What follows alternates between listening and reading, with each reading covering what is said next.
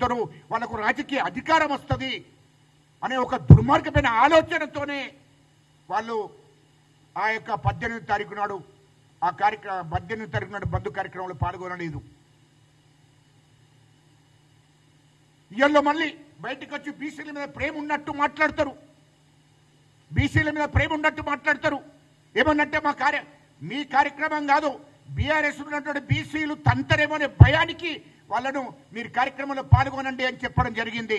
అందులో బీసీలు ఎస్సీలంతా ఒకవేళ మా బీఆర్ఎస్ పార్టీ ఆదేశాలు ఇవ్వకపోతే మరి కేసీఆర్ కేటీఆర్ హరీష్ రావును తంతరేమనే భయానికి మీరు ఆ బంధు కార్యక్రమంలో పాల్గొనమని చెప్పి బీసీ నాయకులకు చెప్పడం జరిగింది. బీఆర్ఎస్ బీసీ నాయకులకు, ఎస్సీ నాయకులకు. కానీ వీళ్ళు మాత్రం పాల్గొనలేదు. అంటే ఏంటి?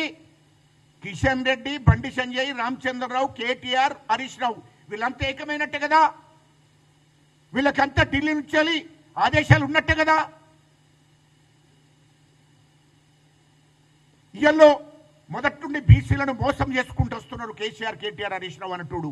ఇయల్లో కూడా 42% రిజర్వేషన్ రాకూడదని చెప్పి బీజేపీలతో చేతులు కలిపారు.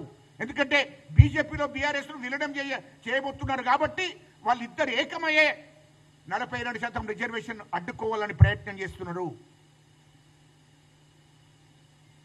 ఇక కొంతమంది బీసీ నాయకులు ఏమనుకోవద్దు. ఆర్ కృష్ణన్న గారు, మీరు ఉన్నట్టు మాట్లాడడం నేర్చుకోండి. ఫస్ట్ మీరు బీజేపీ రాజ్యసభ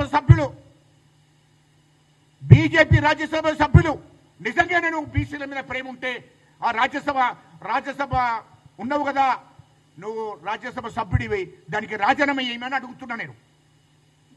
ఎందుకంటే నీ పార్టీ నుండి నువ్వు బీజేపీ రాజ్యసభ సభ్యునిగా ఉన్నావు, ఒక ఎంపీగా ఉన్నావు. మరి ఎందుకు మీ పార్టీ నుంచి వెళ్ళి పాల్గొనలేదు?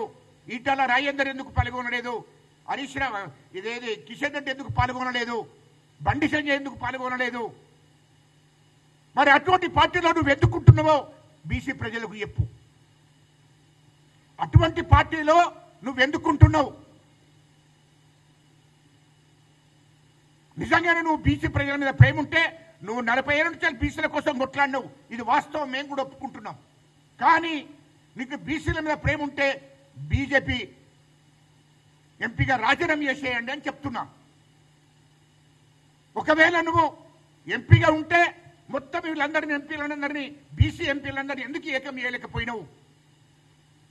బీజేపీ బండి సంజయ్ గారు స్పష్టంగా చెప్తున్నారు 42% ఇవ్వరని చెప్తున్నారు.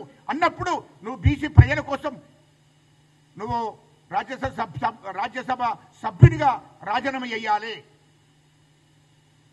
అది లేకుండా మా కాంగ్రెస్ పార్టీని, కాంగ్రెస్ ప్రభుత్వాన్ని మాట్లాడడం సరికాదు. ఇయలో తీరుమార మల్లన్న గారు నేను మాట్లాడాలని కాదు, మీరంతా ఏం చేస్తున్నారు? ఒక దిక్కు 18 నాడు బంధు కార్యక్రమం జరిగితే నువ్వు పోయి ఎక్కడికో మన ఏదో యాత్రలకు పోయావు. ఇదేంటి? బీసీల మీద మీకు ప్రేమ ఉందా, లేకుంటే బీసీల పేర్లు చెప్పుకొని మీరు అధికారాన్ని అనుభవించాలని చూస్తున్నారా? ఇది అర్థం కావడంలే. అది గుర్తుపెట్టుకోవాలి. ఎందుకంటే నిజంగానే బీసీల మీద ప్రేమ ఉంటే, బీసీలకు 42% రిజర్వేషన్ సాధించాలని ఉంటే నువ్వు యాత్రలకు పోవాల్సిన అవసరం లేదు. 18వ తారీఖు నాడు కార్యక్రమంలో పాల్గొని నిన్ను నాయకత్వం వహించేది ఉండే. కానీ అది కాకుండా మరి వీళ్ళందరితో చేతులు కలిపావా?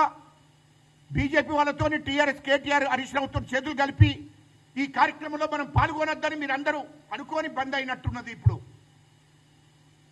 వాస్తవాలు మాట్లాడుతున్నా. నేను కూడా సామాజిక ఉద్యమాలు చేసినోడిని, దళిత ఉద్యమాలు చేసినోడిని, తెలంగాణ ఉద్యమం చేసినోడిని. ఏ ఉద్యమం చేసినా చిత్తశుద్ధితో చెయ్యాలి, ఆ లక్ష్యంతో చెయ్యాలి. నీ జాతి ప్రయోజనాల కోసం నువ్వు మాట్లాడుతున్నావు కదా మీడియా ముందట. అంటే కపట ప్రేమ ఉందా మల్లన్న గారు నీకు? ఏమనంటే మన రెడ్డిని మాట్లాడతావు, ఏమనంటే కాంగ్రెస్ ప్రభుత్వాన్ని మాట్లాడతావు, మా ముఖ్యమంత్రి గారిని మాట్లాడతావు. మరి నువ్వెందుకు లేవయ్యా? నువ్వు ఎమ్మెల్సీగా నువ్వెందుకు లేవు అని అడుగుతున్నా. 18వ తారీఖు నాడు ఎందుకు బంధు కార్యక్రమం లేదు? అంటే ఏంటి? మీరంతా కేటీఆర్, హరీష్ రావు, ఇటు కిషన్ రెడ్డి, ఇటు బండి సంజయ్ మీరంతా ఏకమై ఈ బీసీలను మోసం చేయాలని చూస్తున్నారా? మీదికి చూడనేమో బీసీ ప్రజల మీద ఎంతో ప్రేమ ఉన్నట్టు, బీసీ హక్కుల కోసం కొట్లాడినట్టు యాక్షన్లు చేస్తారు. ఎందుకయ్యా అంత పెద్ద కార్యక్రమం తెలంగాణ రాష్ట్రం బంధు కార్యక్రమం పిలిపించినప్పుడు నువ్వెందుకు లేవని అడుగుతున్నా. అది తెలంగాణలో ఉన్న బీసీ ప్రజలు ఆలోచించుకోవాల్సిన అవసరం ఉంది. ఇవాళ మా ముఖ్యమంత్రిని విమర్శించినంత మాత్రాన నువ్వు గొప్పనివి కాదు. అది గుర్తుపెట్టుకో. ప్రజలు గుర్తించాలి, అది గుర్తుపెట్టుకొని ఉద్యమం చేయాలి. ఇవాళ హరికృష్ణయ్య గారు ఒక దిక్కు బీజేపీ వాళ్ళని పక్కన పెట్టుకొని మాట్లాడతావు, ఒక దిక్కు కేటీఆర్ పక్కన పెట్టుకొని మాట్లాడతావు. మాట్లాడే ముందు అన్ని ఆలోచన వేసి మాట్లాడాలి.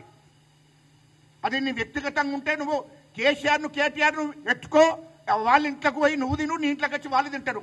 కానీ తెలంగాణ ప్రజలకు నీ మాటలకు సంబంధమే లేదు. ఆనాడు తెలంగాణ ఉద్యమానికి కూడా హరికృష్ణ గారికి సంబంధం లేదు.